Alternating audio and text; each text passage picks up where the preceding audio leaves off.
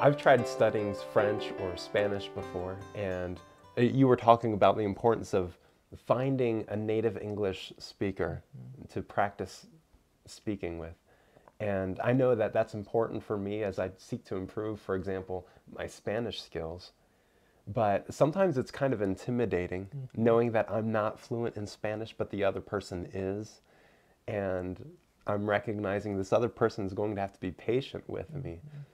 And so I may feel hesitation. I do feel hesitation when I approach someone who is fluent in Spanish, but I want to speak Spanish with that person.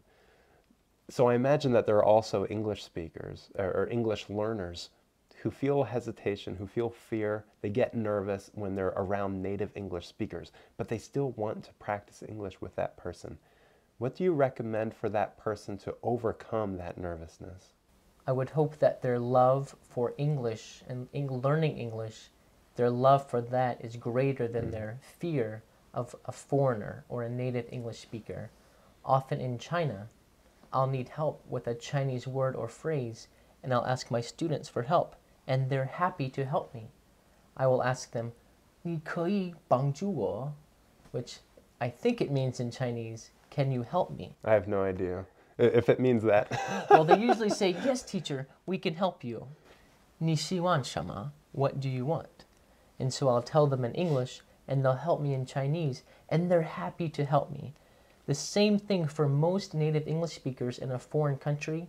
We are happy to help students learn English. Okay. We know it's difficult to learn English because we are having difficulty learning that language. And so when they come to us for help, we're happy to help them learn English. So when they come to you and they try to speak English, it's like you understand their frustration or you understand their hesitation. Yes. Because you are surrounded by people who know a language that you are not quite fluent in.